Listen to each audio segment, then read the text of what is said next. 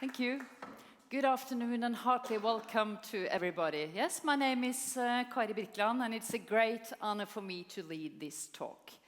Today we're going to focus on human rights, female rights, the freedom of speech, and identity. We're going to meet 4 extremely brave, talented, and strong women from the Middle East. All 4 of them fight for freedom, for democracy, and for humanity. These are really women who break boundaries. So I'm very honored, and it's a great pleasure to get you up on the stage. First of all, Amal Basha. Yes, come on.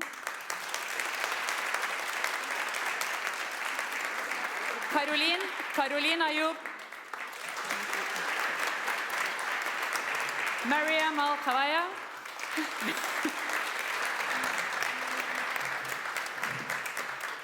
And we are waiting for Farida Nekzad, who is hopefully in a taxi. She's in a taxi? Yes, she'll come, we hope.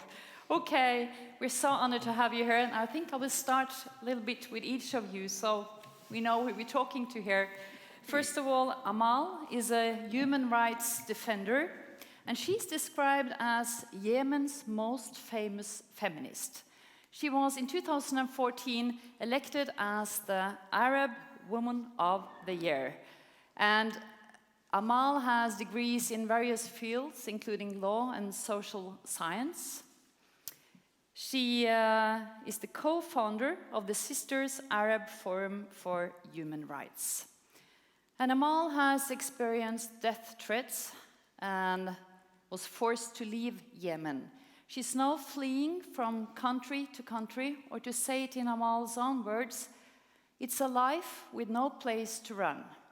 She has 3 children scattered around the world, living in 3 different countries.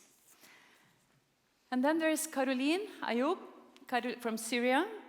Caroline was the founder of the organization Vision for a Better Syria.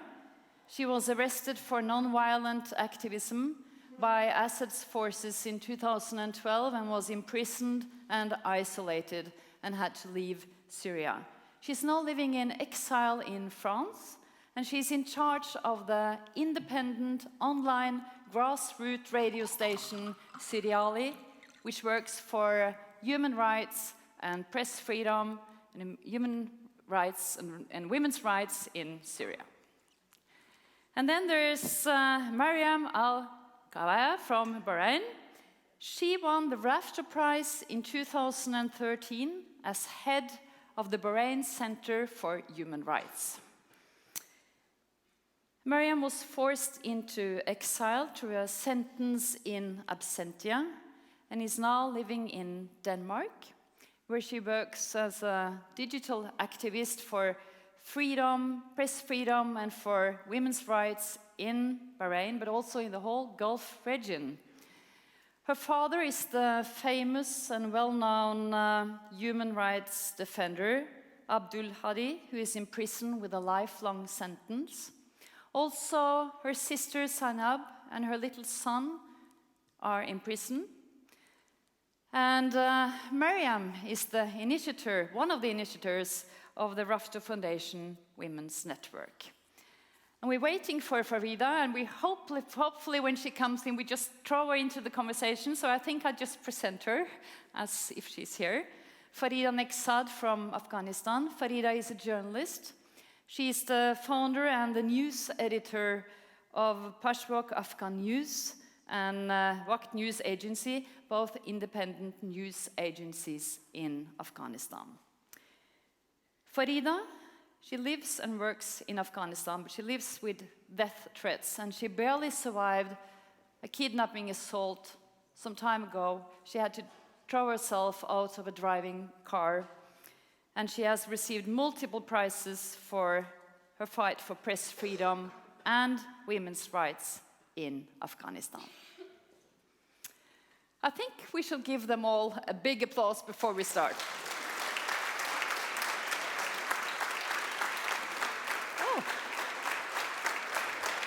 There she is.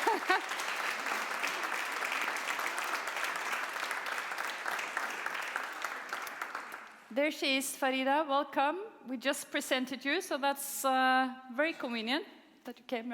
Welcome. So nice you. You could. We were a little bit nervous, but it's very nice that you are here with us. I think I will start.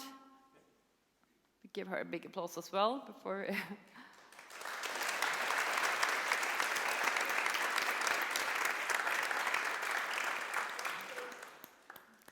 Welcome, Farida. We just presented you. So nice to see you. Hi. Nice. Sit down here.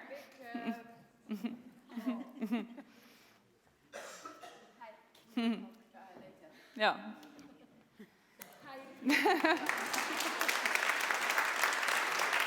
Sorry to just arrive now.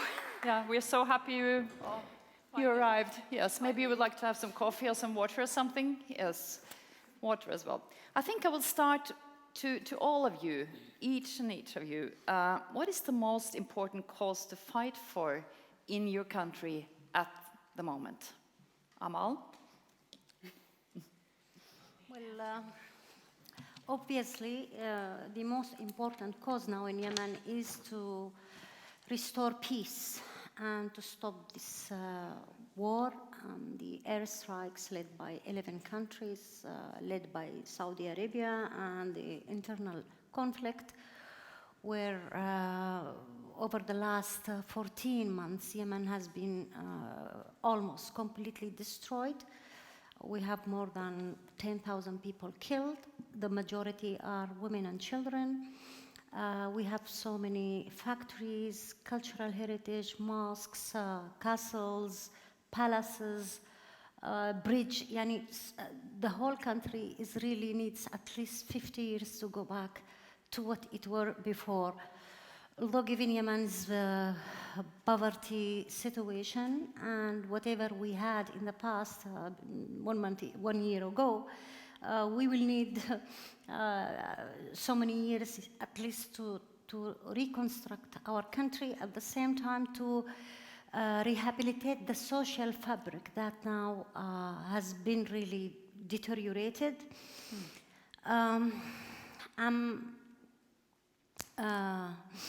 I'm in a country where now the media trying to highlight what is happening of Yemen is a Sunni-Shi'i conflict where my family, my own family has been divided into two groups, each fighting each other. My two brothers, they are fighting each other. My two nephews, they are fighting. One is fighting with the legitimate government, one is fighting with the Houthi group, the rebellion who took over the country. So it's just an example for what is happening in Yemen, the social fabric, the problems, the humanitarian needs. People are dying now who are not dying by the airstrikes or by the internal fighting. They are dying because of lack of water, gas, and electricity for 3 months now, no electricity in the country. And there are the coastal areas where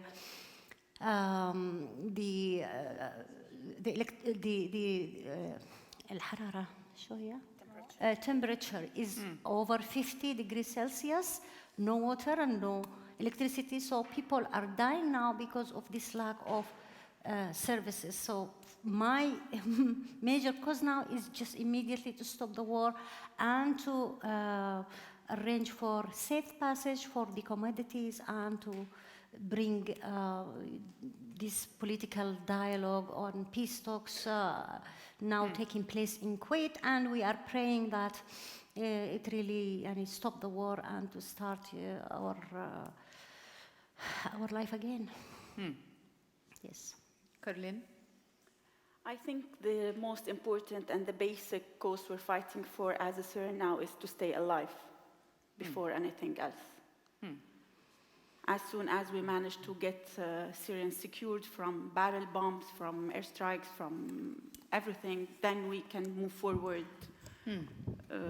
with other things. Thank you. Maryam? So First, I'd like to say, if I knew that's the welcome you get, I would have arrived late as well, because that was pretty cool. I think when it comes to the most important cause right now, especially because I cover a lot of different countries in the Gulf, as you mentioned in the introduction, the biggest obstacle when we're looking at the Gulf region right now is international accountability. Because it becomes almost impossible to achieve any kind of local accountability for human rights violations when there is no international accountability. And so I think that the first step for us to be able to see any kind of positive change in that region is going to be very much linked to our ability to create some form of international accountability first. Thank you. Farida? Yeah. Thank you.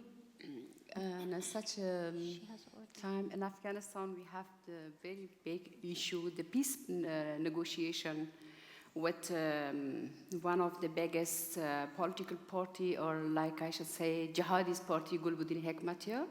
Recently, it is in the process and beside of the Taliban.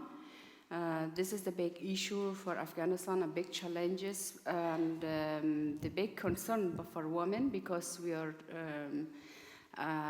thinking if they don't respect or the values and the achievements of the last decades, it will affect all the women life and human rights particular. So this is the big issue, generally negotiation with all opposition, particular this Taliban and Hizb Islami.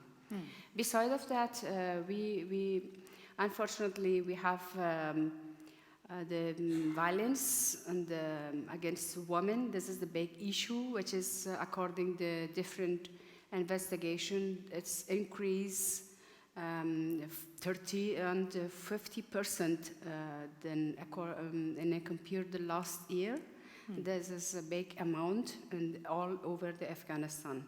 A specific in few provinces, unfortunately, because of the lack of the implementation of the laws and the criminal not be punished. This is the big concern and the big issue that we are talking about nowadays in the media. We'll talk about other details maybe later. Yes, we do. Yeah, thank you. Thank you. To start again a little bit with Yemen, Amal, which I think maybe most of the audience feel that we have news reports from Syria almost daily now. I think we know more also about Afghanistan, but maybe Yemen is a country we don't know so well.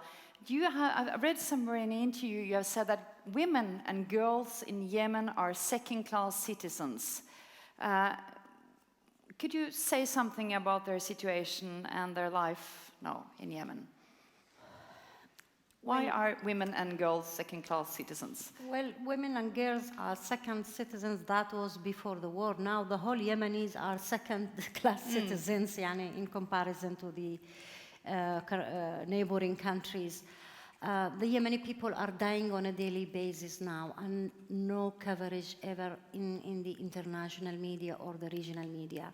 And you might wonder why, because we are unfortunately very close to the most wealthiest Arab country, which is Saudi Arabia, which is leading the war against Yemen, and that the pretext that it is fighting Iran. Iran is not in Yemen. Iran is just far away from us, but we have been undergoing these proxy wars. The Saudi Arabia wants to eliminate the Shia Yemeni from the north of Yemen. And these Shia people, they have been in the country for more than a century, more than 1,200 years. They are part of the Yemeni people. They are not aliens. They are not strangers. And they have existed in Yemen before even the existence of the country of the Saudi Arabia. So how come this Saudi Arabia, with its Wahhabist ideology, wants to eliminate these people from the country and to just promote its Wahhabist version of Islam? So this is and the whole world and the whole media, they have been really responding to this blackmailing and to the, to the whole world, I think, have been, just because Saudi is in the forefront of the war against Yemen, nobody is talking about it. And even we have been in the Human Rights Council several times since this war. We have been, as human rights defenders, been there to put what is going on in Yemen, the war crimes. Women in weddings, like a gathering like this, women are dancing and celebrating and wedding, and then airstrike come and killed all the women and children several times. Nobody is talking about these massacres, but every time I travel to Europe, I try to turn on the TV channels. I'm trying to at least to see what is happening. I mean, yesterday 10 were killed, 20, 30. Nobody is really covering what is happening. And this morning, I opened this World BBC, and I saw that Johnny Depp, slapped his wife with his mobile, and the BBC is making, a fuss about these issues. What about these people who are slapped with missiles every day, and they are killed? Every day we take families, 10, 12 family members from the rivers. They are dead, and the whole world is silent. Nobody is want to disclose what is going on in Yemen, war crimes. The Human Rights Watch and Amnesty, they are really trying to put, but in the Human Rights Council, we try to put this on the table of the Human Rights Council, and we try to call for international investigation committee. The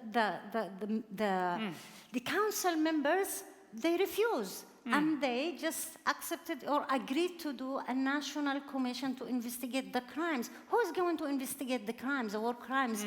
Is it the government, the legitimate governments who is allied to the Saudi and the 11 countries who are really committing the crimes, or the internal warring groups? I mean, the Houthi, the Salafi, al-Qaeda, ISIS, we have so many. It's now another Syria. The same players of the game in Syria, they are now in Yemen, and they are killing. It's really, it's a saga. I don't want to make this evening, gloomy, because it's a festival and the weather is nice, and you have come here to be happy. No, but unfortunately, this is our daily reality, and the world doesn't speak about it. No. We can come back to the women's situation Yes. because... we used to talk about women's situation and children's situation, early marriage, violence against women, because that was a luxurious time when we have no war. But now, I feel that everybody now is really subject to discrimination, subject to violence, Women cannot really, because they are the households, and they are, in charge of providing the food, and no water, no electricity, no safe place to say. The whole Yemeni people now, just imagine, 14 months, missiles, like more than 3,000 missiles in a very small country, very small cities. Whatever we have, it's already destroyed. No streets, no factories, although we have like 4, 5, or 7 factories, 14 they said. And even the chicken farms, they have destroyed everything. And we have beautiful castles. Yemen is one of the greatest civilizations. It's really beautiful, and it has a history. They have destroyed whatever, even museums, castles, palaces. It has been destroyed, and the world is really silent. And now we are talking about all Yemeni people. Women, they are under, because this airstrikes or the fightings does not discriminate. Most of the civilians are killed by all of this, scenario of fighting.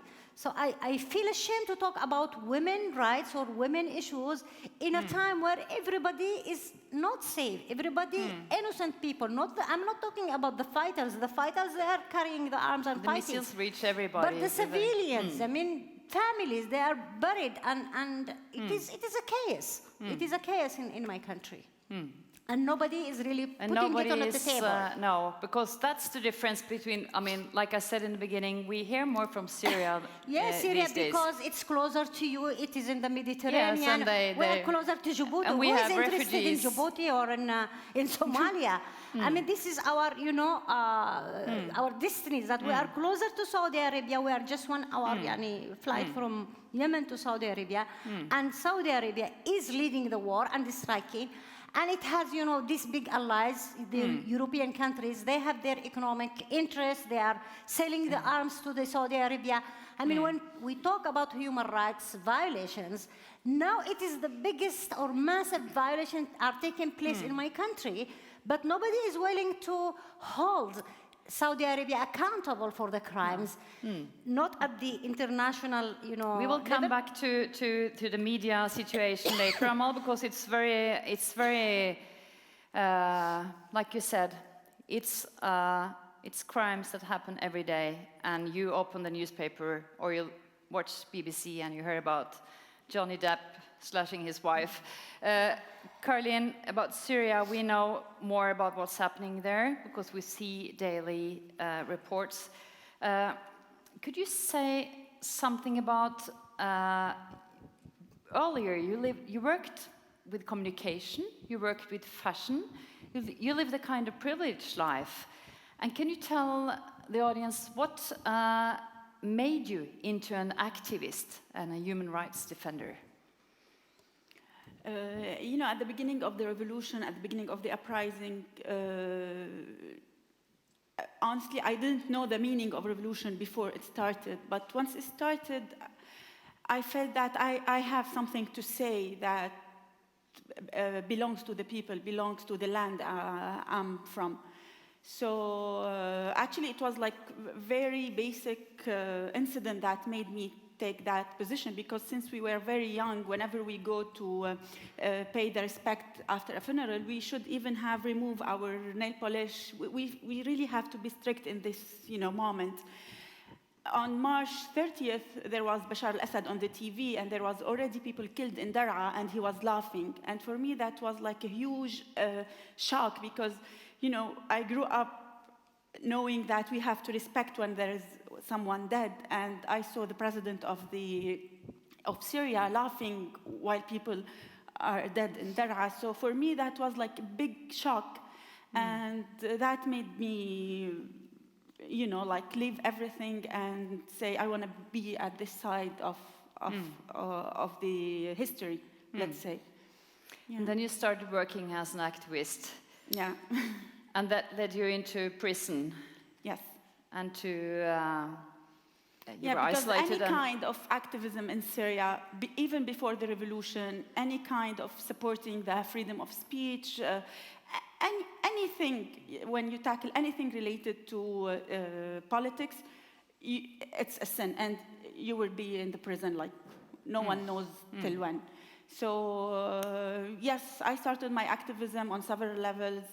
A year and 3 months later, I was detained because of my activism, because of distributing chocolate eggs for kids. Yeah. So how long time were you in prison? For a month. Yeah. And then you had to flee, and now you live in France, and you work a little bit about what Amal talked about. You try to have the focus all the time on what's happening in Syria through your radio station in France. And can you say something about how it's working? Yeah. Since I left Syria, I wanted to continue the activism, let's say, or the battle toward the freedom of my country. So I believed since day one, changing the media scene is one of the major pillars toward any democratic country.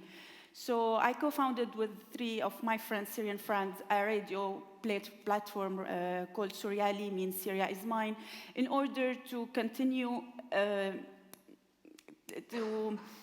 to continue the revolution that way, because for us, the whole revolution started with the voice of people in the street shouting, asking for for their rights, for their dignity, for freedom.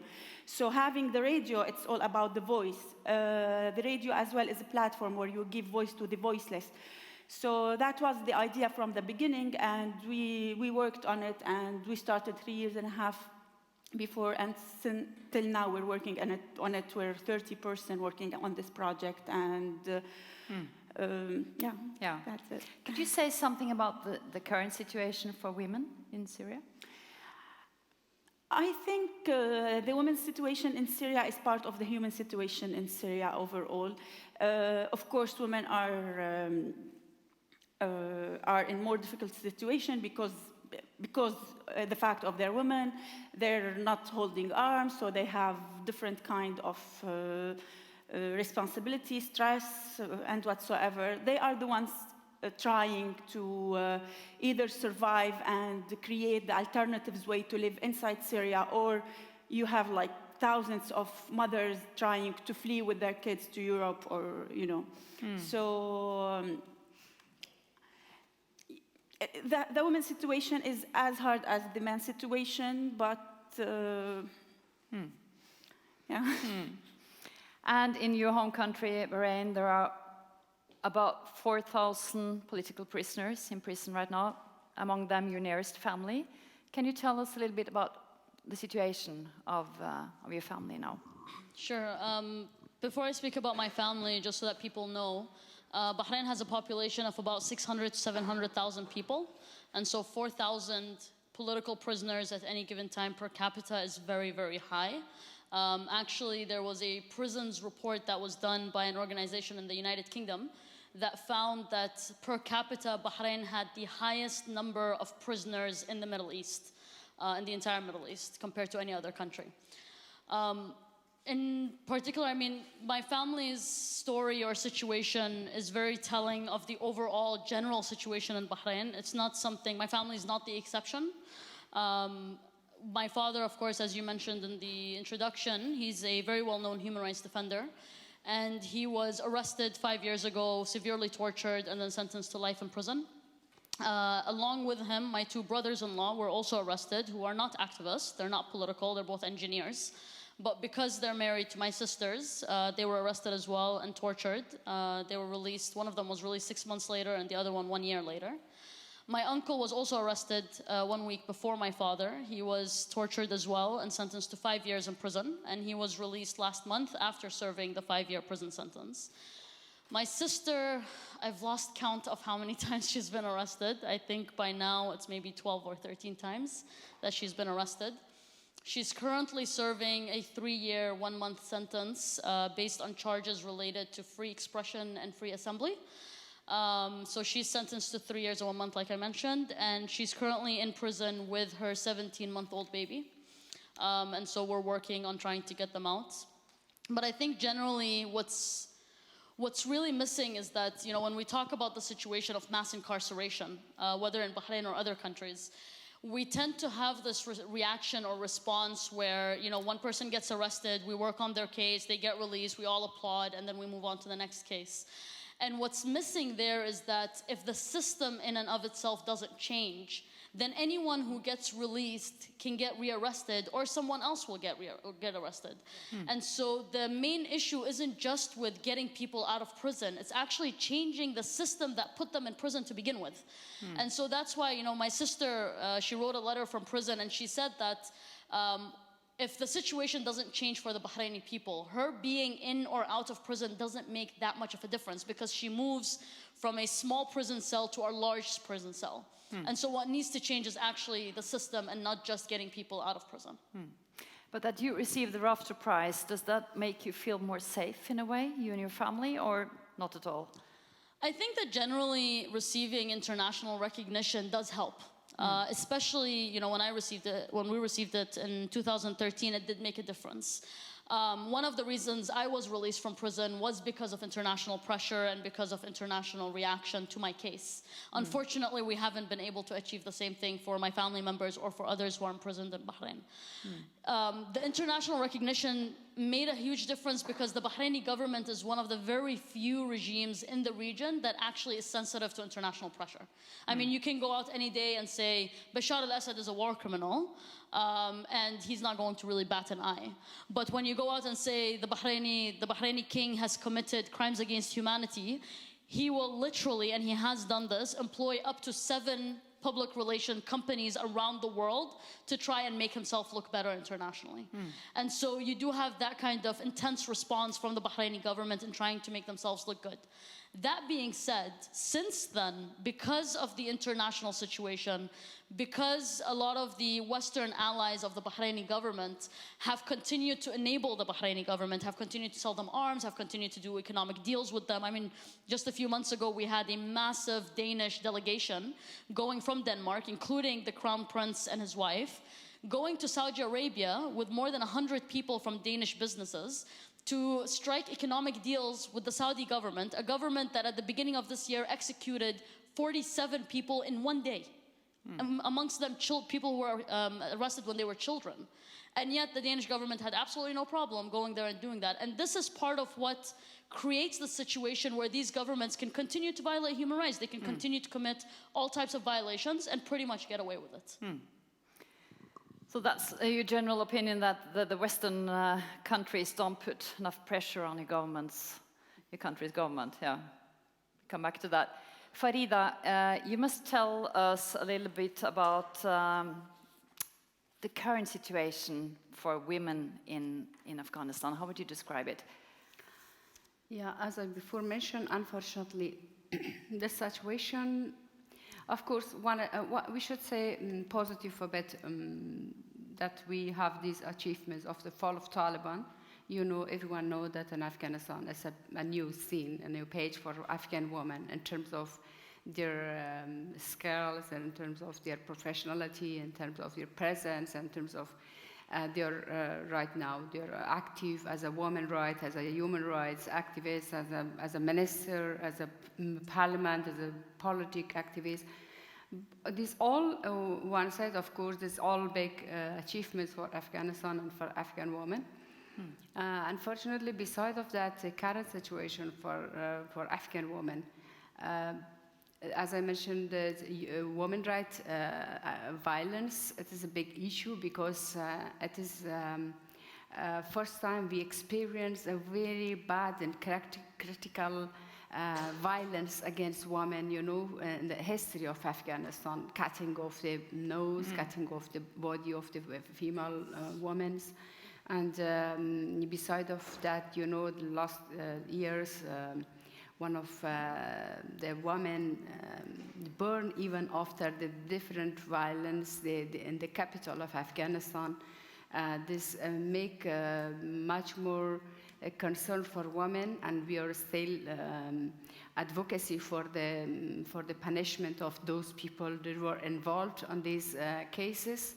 But unfortunately, we still didn't see that because we have problem with the judge system and the court system. There is those people, they're criminal, they're involved with the high-rank government organization. That is why the implementation of the lack of implementation of law and this lack of this good system of the judge, we have concern that in case we women face such problem and such violence, there is no support. But this is the only thing that the women rights activists, civil society activists, and plus the international community, this is a very big, which Maryam also mentioned. This is sometimes we are issuing as an open letter for the president from the international organizations such as the IFJ, such of the other Amnesty International, like other organizations. They are very helpful and they're supporting the women and human rights in Afghanistan. Beside of that, you know, after fall of Taliban, we had a number of girls in different provinces. We had a number of schools in different provinces, but unfortunately, it's again going to be closed because the money of the schools are burning. Many schools, students are poisoned, and that is why the family can't trust to allow their daughters to go to school, and the effects again on the life of girls. This is another big issue in Afghanistan. The current situation comes from the oversight, because unfortunately it's very bad and shameful that I should say we have illegal government right now in Afghanistan. Of course, it is something competition between the executive general secretary and also the president. They are dividing all the position, the 50-50. That means, of course, they are supporting each to that 50, like president, 50 the other general secretary. So there is a problem that every situation again get back to that people. If the president don't support women's rights, human rights in Afghanistan, by verbally we can't do something. We should prove that we are really supporting human rights in our countries. We have different discussion in different countries, different panel, even in our country and outside the country. We are saying that why the criminal is not punished? Why the situation is not get better? Every day, maybe everyone is aware by the media nowadays, the social media everywhere is access people. We are giving, we are facing like different suicide bomber and killing a number of civilians.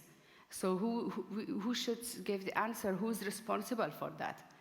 This is the big issue and current issue in Afghanistan, because one side we say we are starting the negotiation. The other side we are starting, we see the bomb explosion, which is killing hundreds of people and casualty, like injured and killing. So we are negotiating with who? With those, they are like, this is the question that if we are negotiation, it should be clear. It should be, the definition should be clear. If you're saying they're enemies, it should be enemies. We don't deal, we don't compromise with the enemies. Why we are talking about peace with our enemies? We should talk with those they are thinking about Afghanistan future and Afghanistan something peaceful life. Unfortunately, this is the current issue. And we have also I was just wondering, I had to ask you one thing. You are the one you live still in Afghanistan. You live there. You are a news editor of an independent news agency. How is the situation now for press freedom? How do you work? Yeah, unfortunately, yes. Unfortunately, the biggest issue in Afghanistan is lack of access to information, which is the right of journalists. According to the mass media law and according to the constitution. But if we want to investigate, even write some story about something, corruptions in Afghanistan, unfortunately, we have facing different problems and issues like trafficking, corruptions, like other issues. So we have to go and do the process and take the permission. Nobody is coming to accept that, okay, I want to give the interview, I want to give the data.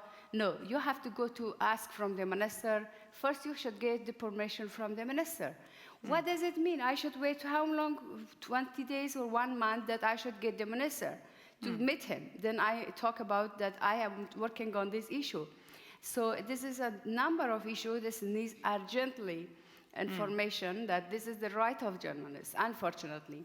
One of the other big issues in press freedom, the censorship, and because of the warlords, because of the even some part of Afghanistan still the government, they don't want to be open, and they want to be according their demands should be reporting the journalists, and the journalists write the reality and facts. They're under pressure, they're treating, they're going to the prison, and they're facing different challenges and their problems. Last year, according to our reports, we had about 50 casualties, treating, killing, different issues about the journalists, which is big number for journalists in our country. And it's a big another concern because of the press freedom. Before I came here on the day, We celebrate the 3rd of May.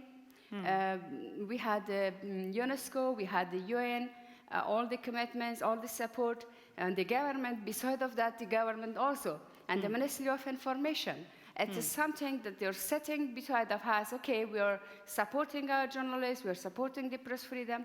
Why they are not approving the law for access to information? This is the right of us. Beside of that, okay, then we had the code of ethic for journalists, and before yesterday, I was in the big gathering, a congress for Afghan journalists. We had from 34 provinces, all the representative of journalists, according to their media, how many people came. And finally, we could successfully approve and have a commitment to have a code of conduct for journalists, which is most of that pointed to the government. There should also be commitment for many other things. They say, okay, this is not the responsibility of the government, but ethically we try to support you.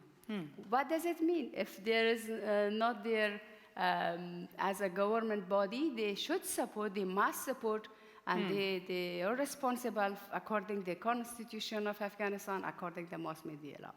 This is about the press freedom, and one I want to just... But do you feel, I mean, you have been experiencing a lot of threatening things. Like I said in the introduction, you had to throw yourself out from a driving car, from a kidnapping assault, and you have really, I mean, being a journalist in many countries is becoming more and more dangerous. Do you feel all the time that you had to risk your life for your press freedom, for telling what's happening, or... Oh, actually, I have to come again to that memory, but of course, you know, being a journalist in Afghanistan is really not easy to it means accept the risk, but being a female journalist in Afghanistan, as a woman leader in Afghanistan, it means you're 100% fighting with your life every day and with the situation every day. So maybe I was not in a presentation and introduction, since I start my reporting in Afghanistan, because when I was in Pakistan, I also did reporting, but by X name and sometime. When I came, of course, different profile. I was as a profile writer. I was as a packages for BBC Radio. And finally, I work with an organization. We write mostly for investigative reports. And it was not easy on that time that they give and provide the information for us. So I have to go and direct face-to-face, for example, for the minister. I say, okay, this is the few points. As my investigation, you're involved with this. And what do you think? And of course, the minister is like something that, oh my God, now they catch me and I should save myself. Because the public doesn't know about the real faces.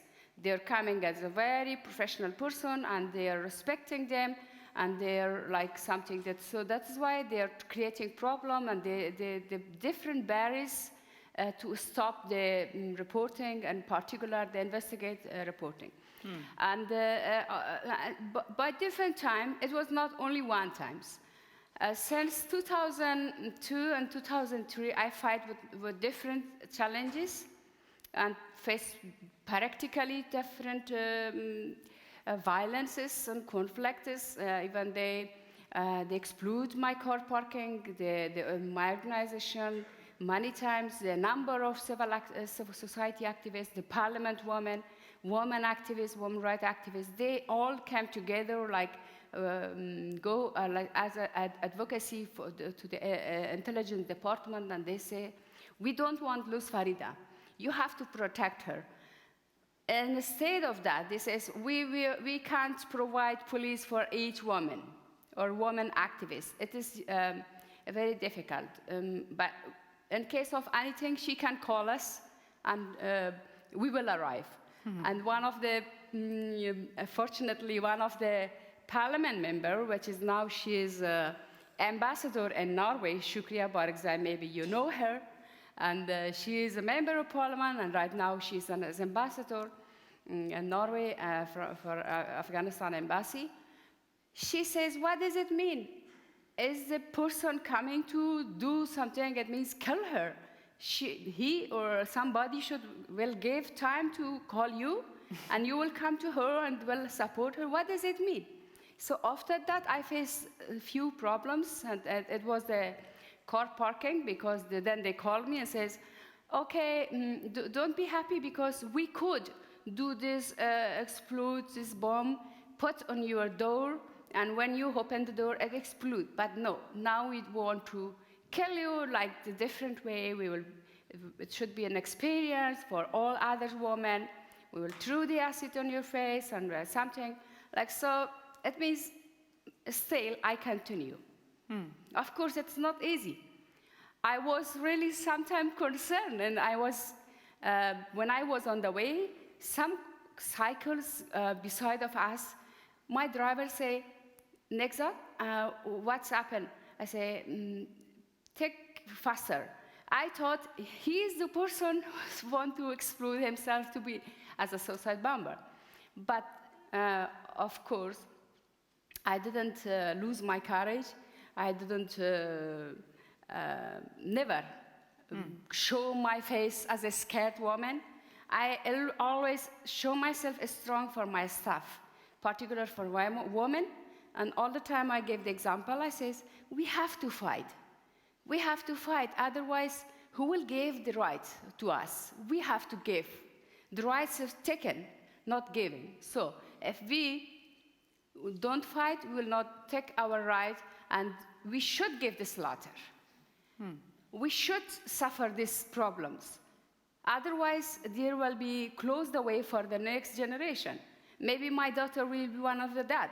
So I don't want my daughter also face and experience these problems which I saw and face during my duty and my activities.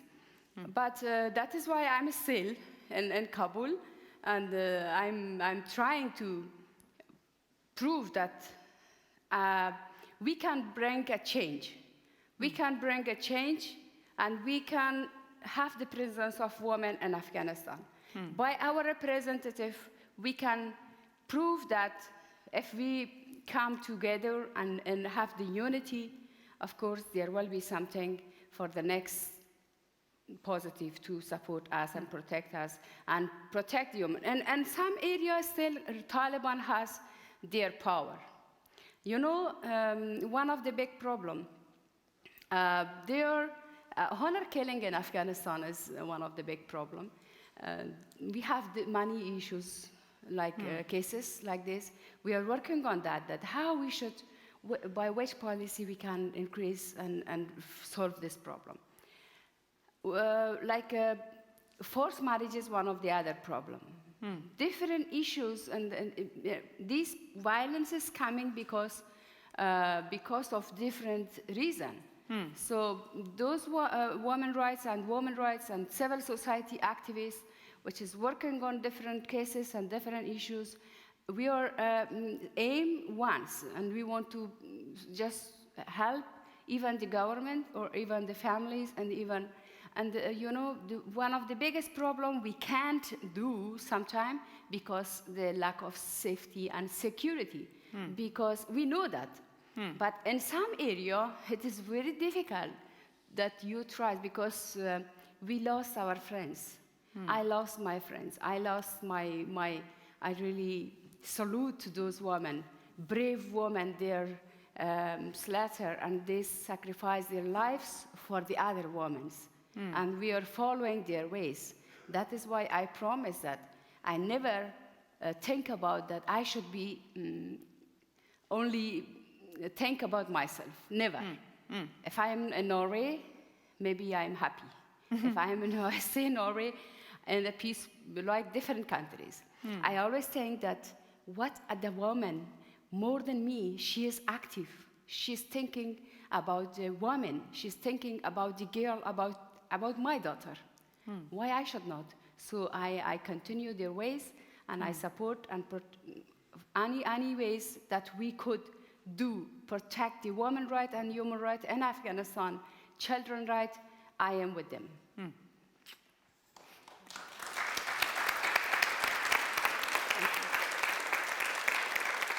Thank you. Yes, to all of you, do you sometimes feel that the price you pay for your political commitment is too high? Or do you feel, like Farida also, that you don't have a choice?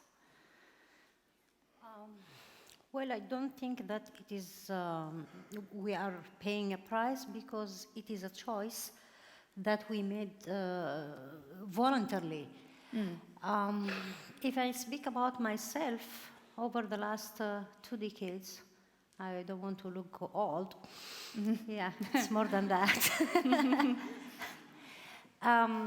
It looks like I was in a luxury time when I was fighting for women's rights, women political empowerment, banning early marriage, and violence against women. That was just 1 year ago. Yeah. Now you feel it's like yes. long time ago. Now I feel that okay, at least we had a space that we can push for women issues. And in a country like Yemen, yes, it is a conservative and poor and underdeveloped, blah blah, but women are protected. And even in our fight with the police, when we go to the prisons or when we have somebody arrested, the police are really do not want to touch us, because women are respected, women are protected. So we manipulated this culture of respect for women. And even, if think about the war of Yemen, 14 months, not a single rape has been, reported, because people are really do not want to touch women's body, because they are feared of their women bodies, because they don't want any retaliation. They don't want to have something to touch the honor, because women's honor is really rated. So men are really were very much exposed to humiliation and torture and arrest. For us, the women, so that's why we became human rights defenders, because we have at least better position to move. So look at Tawakkul Karman, the Nobel Peace laureate. She was just, kidnapped for like 7 hours. She was kidnapped in the morning, put in the prison. In the morning, the whole country was against what happened to her, because a woman in a prison, it's not like Bahrain. At least yes, we are from the same Middle East, but this is the cultural differences. Women are not supposed to be taken to the police or to the prison. So in the morning, she became a hero, and then she became internationally recognized person, because she was spent a few hours in the prison. So we felt so, okay, we have to use this space and to use our cultural advantage so that we can pursue our activism. Yes. So we started, we're talking about torture, we submitted so many reports to the UN, to the human rights bodies, and because we were feeling that they cannot touch us. It's the culture. And this is the positive thing about us. And even if a woman is beaten by her husband, in one of our areas, in cultural area, they bring the husband in the middle of the street, and then they start to lash his shadow. It's a sort of shaming him, and you are not supposed to. If he has been beating his wife, that yes, this happens. Yes, if beats his wife. Okay, so at least we have this positive things that we work on it. Okay. So all the time we are fighting with the police. I'm in Egypt now. If I see a policeman, I cannot even. I don't dare even to talk to him. I have to ask you one thing. Like I said in the beginning, is it like that you have to just move from country to country all the time? Now, how long time can you stay in one country before you? Well, when the war happened, I was in a training in Cyprus on peacemaking TOT. We were trained to go to train the the women in Syria and Iraq, okay, because we are trainers or gender, experts. So I was prepared to go and to train in these countries. So I didn't know that. Now I'm using my knowledge and my skills to bring peace in Yemen and to work as a peace advocate to my country. So I was in Cyprus attending a conference, and suddenly I couldn't go back to my country because the airport was destroyed, and no airplane would go to my country. So I spent few weeks in Cyprus, and then few months in Lebanon, and then few months in Egypt, and then in Sweden, so all the time.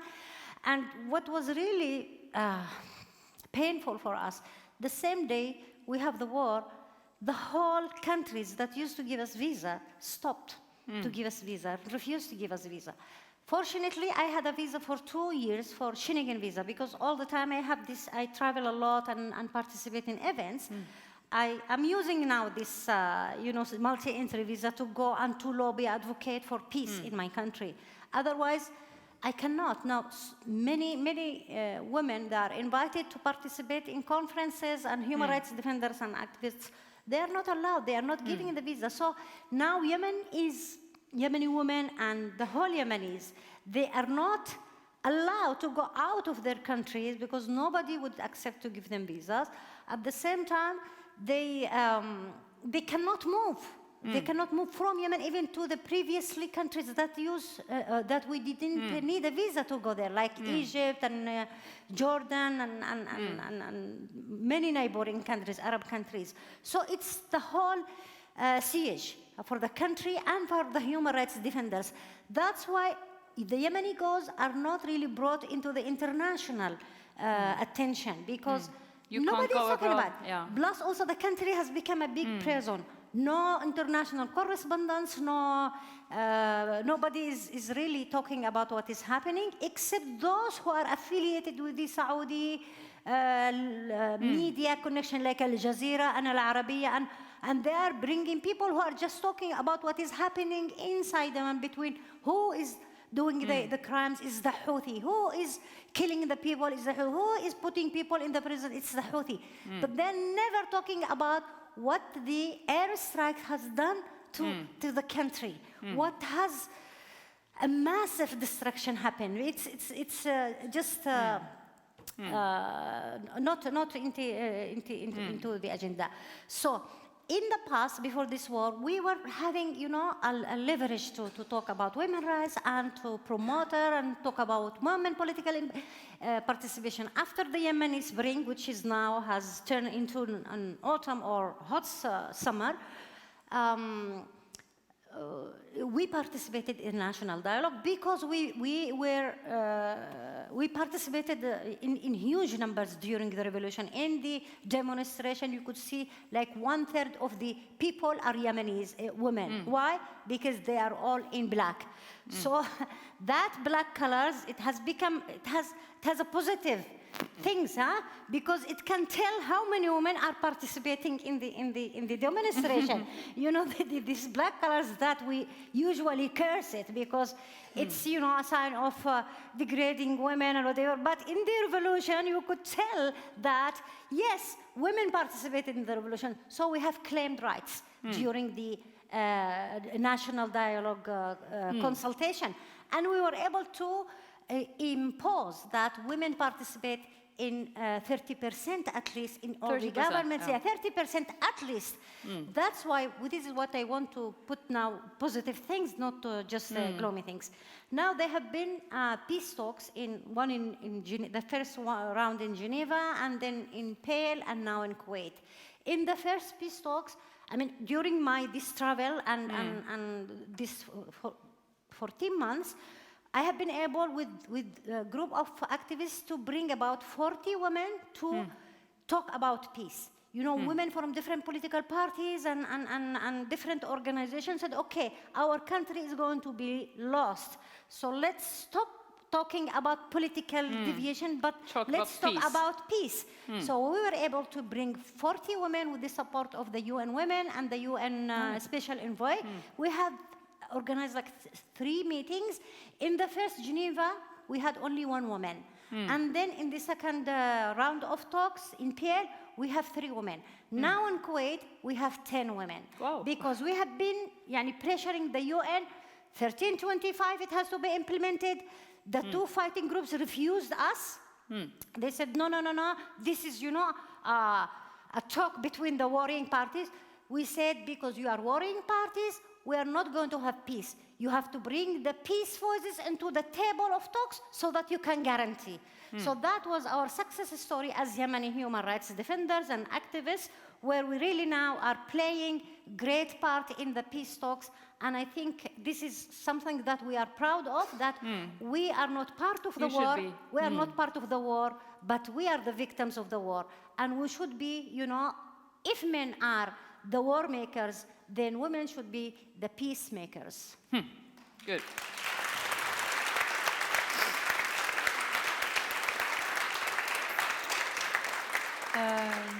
Maryam and Caroline, like we have said now, you are willing to sacrifice your lives. You have your commitment. You don't feel you have a choice. So you're extremely proactive women, all of you. But you think still it's like that we in the Western world maybe still have this impression that women from the Middle East are victims. Let's talk about the identity. You choose. Maryam, you could choose. Yeah. I don't agree that we don't have the choice. Even if I go back like 5 years before and I would know what will happen with me, I would be exiled, in prison, everything, I would make the same choice. That's why I'm fully committed to it, because it is my choice. I had the freedom to choose this path, and I'm fully dedicated to it. Yes, I've been living in France for 3.5 years, and I've been traveling my whole life. But yes, the West, most of the time, is seeing us as a victim. It's much easier for them to put us in, to label us or to stereotype us in a certain way, like all women from the Middle East are victims, so it's much easier for them to deal with us or have certain definition for things. So yes, I think among the other things we're fighting for, I'm fighting this stigma in my new life in Europe. How can you give me some examples on how you can meet this stigma? Or what do people say to you?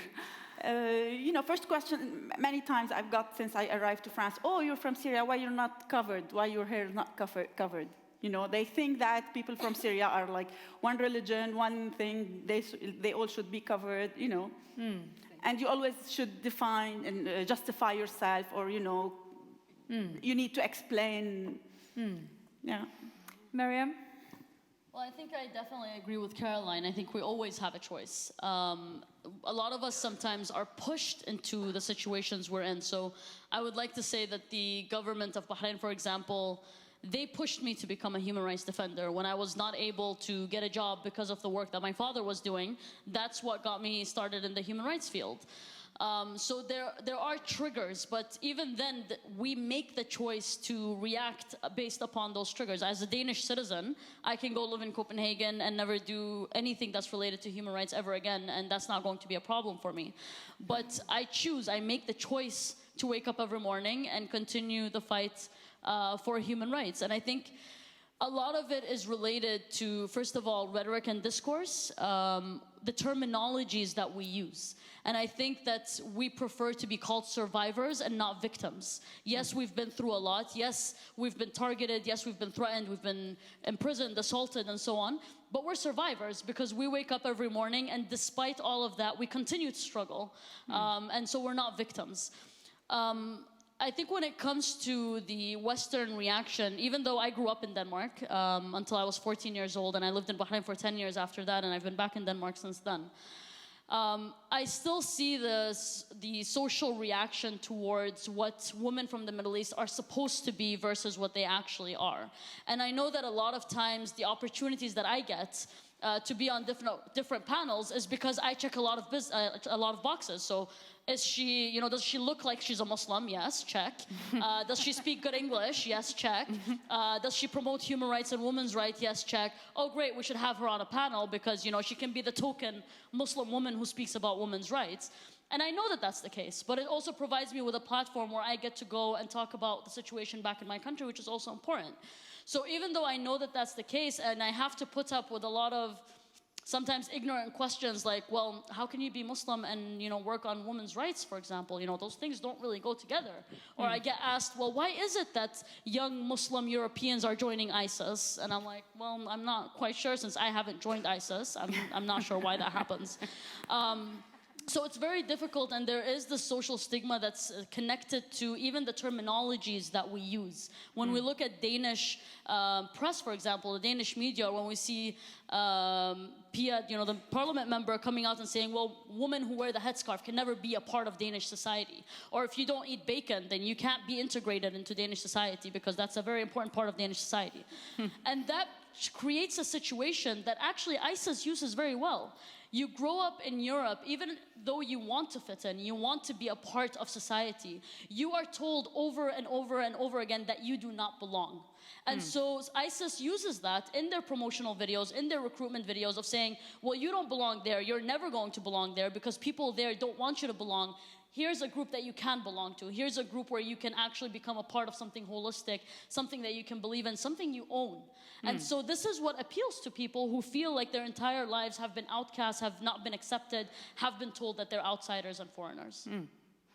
Do you think that, I mean, also ISIS use women as, they use women to allure men to join the terrorist group, and we also know how they use women as sex slaves. Do you think that, do you know something about the situation for women in ISIS occupied territories? There is a patriarchal sense of advertisement that comes with ISIS. So a lot of times the men, from what I've seen, and you know, it's just an opinion, but from what I've seen, a lot of the young men who are joining ISIS are men who feel like they don't have control over their own lives, who have been stripped of their ability to make choices, of having power. And what ISIS gives them is exactly that. They tell them, you come here, you're going to be a powerful man, you're going to have everything you want, you're going to be in control. And so there is this patriarchal advertisement or recruiting strategy that is used to lure young men into joining ISIS. But we have to understand that it's twofold. It's not just that ISIS does a very good promotional job. It's also that the people who live in the West feel like there is this problem where they are ostracized, where they are outcasts, and that's why it becomes appealing. Because if they belonged, if they didn't feel like they were lesser men within Western societies, then that wouldn't appeal to them in the first place. That being said, definitely, I mean, the issue of women is something that is used. We've seen this. I personally was in Iraqi Kurdistan interviewing a Yazidi woman who had escaped from ISIS. And they told us stories about how they were kidnapped, how they were used as sex slaves, and how they were sold from one man to another to be used as sex slaves. And then, of course, the incredible and very disturbing journey of how they managed to escape from ISIS, and how even the people who helped them escape end up raping them or sexually violating them on the journey, escaping ISIS to a safe area. You said, we're talking about the Western world and our view on the Middle East. You said in the beginning of the debate that, I mean, like here in Norway, we like to talk about democracy, we like to talk about solidarity, we like to have this impression that we really are helping. But still there's a lot of double morality here. What would you wish for? What would you like Norwegian government and other governments in the Western world to do to influence on the situation in your countries? If I can be very brief, I think that, you know, one of the things that I found very incredible was the very high standard of implementation of human rights within Norway. And I saw this when we saw the implementation of human rights norms and standards in the case of Breivik, and when he filed a lawsuit against the government for having his human rights violated as a prisoner. And he won the case. And yet, not very far from where he is being held, and he's a terrorist, you have hundreds of refugees being turned away and sent back into Russia by the Norwegian government. So why is it that human rights standards apply when you're a Norwegian citizen, regardless of whether you're a terrorist or a normal citizen or not, but it doesn't apply to refugees who are escaping war and escaping violations? That's, I think, where the biggest problem lies, is our double standards in saying, well, if you carry a specific citizenship, then yes, you're awarded human rights. Yes, you're on that level of humanity where you deserve to be treated like a human being. But if you don't have that citizenship, suddenly not the same standards apply. Suddenly it doesn't matter if you're coming from a war-torn country. You will be turned around and sent back because you don't carry that citizenship. So I think the double standards lie very much there.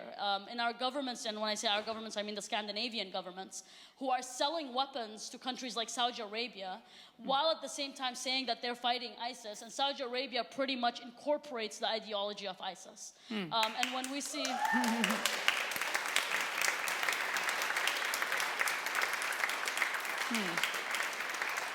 And at the same time, we see how there's a very strong stance when, we have Westerners arrested in a place like Iran because we don't like Iran, so it's okay to criticize Iran. But when we have Scandinavian citizens, so far 4 of them in prison in Bahrain, most of them have been tortured, yet the Scandinavian countries suddenly don't have a platform to stand up and speak about those cases. So why is it that we have those double standards? And of course, it comes down to things like economic interests and geopolitical interests.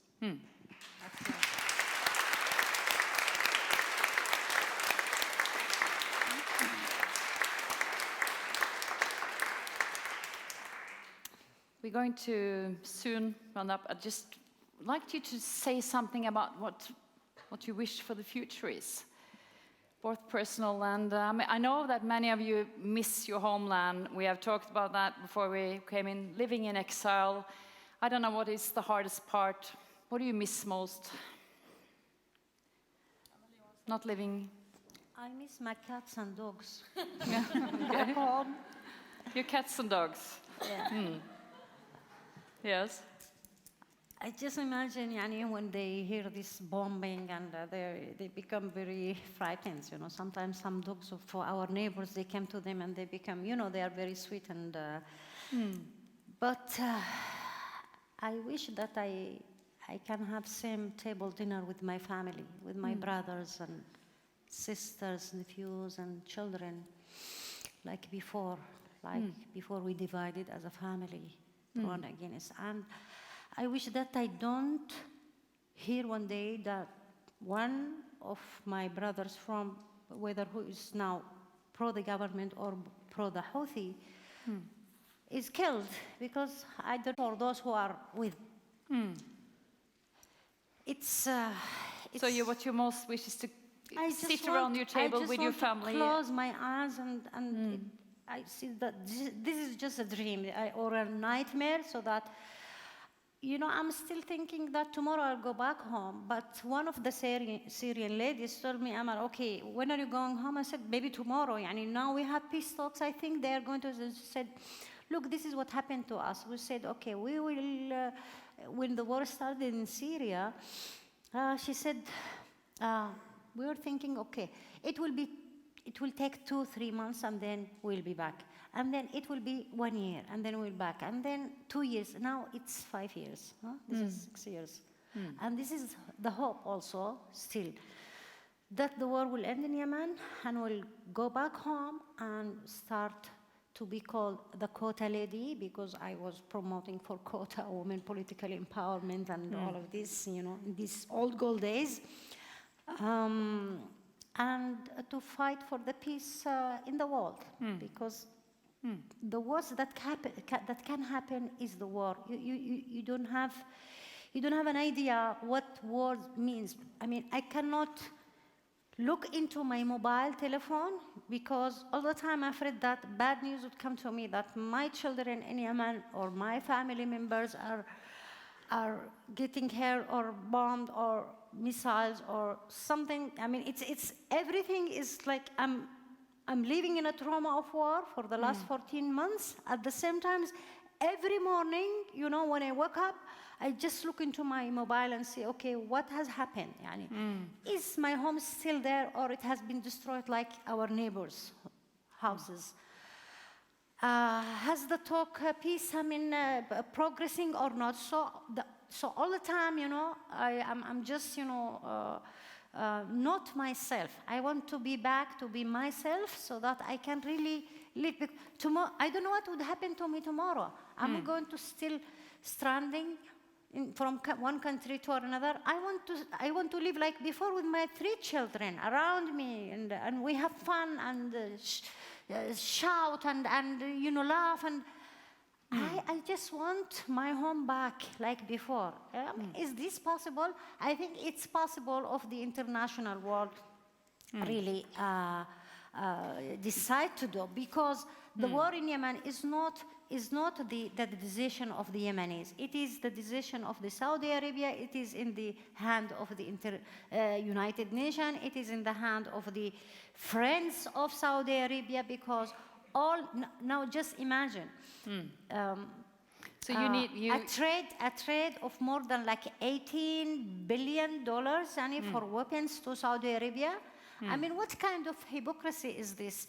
I mean, you are talking about human rights, and at the same time you said, okay, you are not going to trade with those who have a very human rights, violations record. While in Saudi Arabia, look at the people, they have the massive human rights violation when it comes to their citizens. Okay, they're bloggers, they're human rights defenders, they're activists, they are in prisons.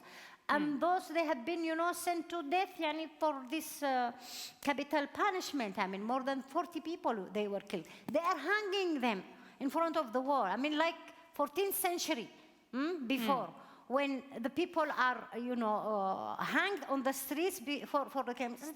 This is the system that is now really resembling what ISIS is doing.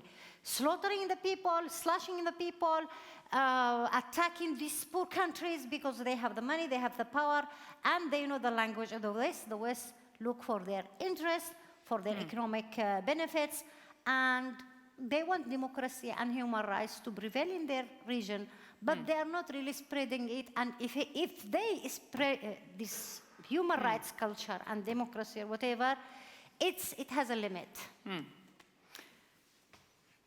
Caroline and Maryam and Farida, your hopes for the future? Yeah, my first hope is the freedom for detainees, because for me this is the worst thing that could happen to any human being. Even being killed for me is easier than being detained. So this is my first, you know, dream, hope, everything. Second, I wish I would return back to Syria one day with my family, because, you know, we're not used to live without our families. It's not us. So this is a dream. Yeah. And I wish I can go back with Seriali as a radio, where we could have the atmosphere that would accept this media. That's it. Maryam? When thinking about the future, I think, you know, it very much goes into what I said earlier, is that it's one thing for people to be released, but it's the system that needs to change. I mean, when we heard that someone was abducted and beaten, we don't applaud that they were allowed to escape with their lives. We think about how awful it was that they were abducted and beaten. And yet, it seems when we're talking about people being imprisoned and tortured, we'll still applaud regimes for releasing them after they were detained and tortured, rather than be horrified by the fact that they were detained and tortured to begin with. And so my hope for the future, which I think is, I'm quite pessimistic at this point, and I don't think that it's something that will be achieved, unfortunately, anytime soon. But my dream would be to see an international system that actually works. So when we have something like R2P, responsibility to protect, that we actually go in and protect people. I mean, looking at Yemen, looking at Syria, looking at Iraq, at Afghanistan, at Burundi, at South Sudan, at CAR, at all these different countries, we could have avoided all of those lives lost. We could have avoided all of the massacres, all of the killings, and yet we chose to sit sit on the side and watch it unfold. We sat on the side and watch it happen, and we continue to sell arms to those countries. And so I guess my hope for the future, if we really want to see things change, is have an efficient, actual system that works. The UN is a failed institution. It does not work. And so that's what I would like to see, a system that actually works, that actually protects human beings and human rights and not regimes and political interests.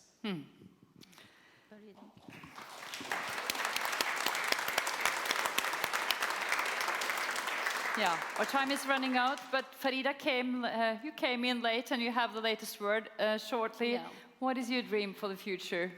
For the future, really, the hopes for the future, a peaceful Afghanistan, completely peaceful Afghanistan, a peaceful life for Afghan women without violence, and right for all those girls that should be access to education without fear.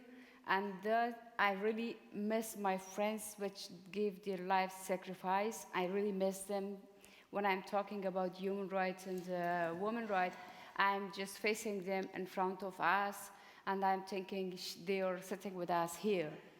I hope that my daughter should not face such fear, and their life in the future as a represent other children here. Yeah, your child is there. Which is really she is Traveling really with one you. of the my big hope, and sometimes she is somebody that stopped me to go further and work a bit risky more than before, because now I am as a mother sometimes thinking, because of those messages and warning and threats which I got about her, I really concerned that I'm afraid that like Amal says, I'm sometimes really shocked that I don't want to touch to the mobile to see any bad news or something that affect me like affected me 2 years before. And I lost my baby because of that bad news. Yeah, this is my hope for all Afghan women and all the new generation, that they should be face lively and peaceful Afghanistan without fear and without concern that they could go and play, go outside without that they will attacked. You know, a big concern today, a 3 years girl under sexual attack. Now you think how it is difficult if you have a girl, if you have a daughter, how you protect her from those animal, they're like animals. They don't know that 3 years, 6 years child, they abuse her. How it is, you think that. So I hope in the future we should be and among of you that never heard such a news that a child abused a woman, violence in the different way, like traits and peaceful Afghanistan. No mother cry about her daughter, no mother cry about her son or husband. Thank you.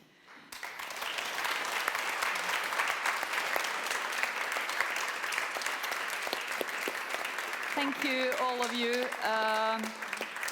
These extremely talented and brave, strong women. Thank you for coming here to Norway and to Bergen.